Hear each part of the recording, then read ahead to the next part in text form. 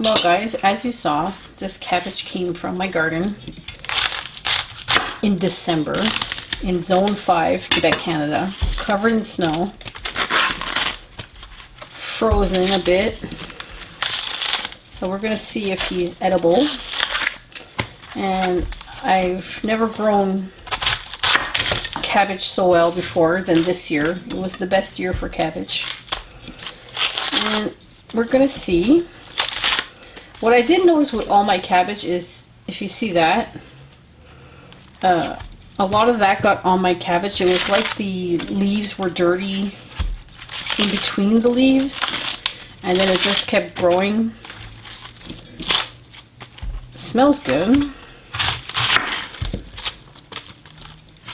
It looks fine.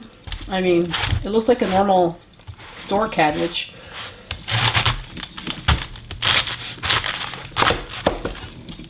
Go. So you can tell it got frozen there. I'll cut that piece out anyways. I'm just going to take the middle out. I feel like there's a lesson to be learned with this cabbage. I mean, the smell coming off it is like so nice. So I'm going to cut it, and I'm going to boil it like I would normally, and see how it tastes. And I feel like this cabbage is teaching me about perseverance, which is kind of funny. But I feel like even though it got full of snow and frozen, around -10 Celsius, it looks fine. Doesn't look rotten or, you know, it's a little bit discolored, but that's okay. Cut off the bad parts, and we'll throw it in to boil it. I feel like one of the best investments you can make is your water. And I invested in this Berkey water filter a few years ago, and I noticed a taste difference in the water. Some people don't notice it, but I noticed it right away. And I have the 2 standard filters it comes with, and then I paid the extra to get the filters that take out the fluoride. So I'm just going to fill this up with water, and we're going to boil it for today's supper.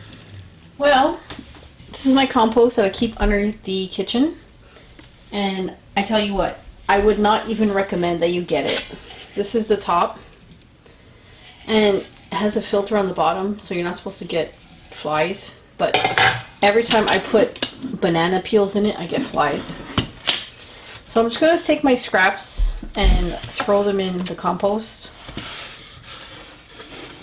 So what happened was, actually I don't even know what happened or how to describe it. I'm going to show you in 2 seconds here. See here, I taped it, got duct tape on it. It actually split. I don't know if you can see that. Maybe I could take it off. Okay. There. The whole thing actually split open one day. I don't know why. So now I have a duct taped metal compost. And these things, when they first came out, these were very expensive.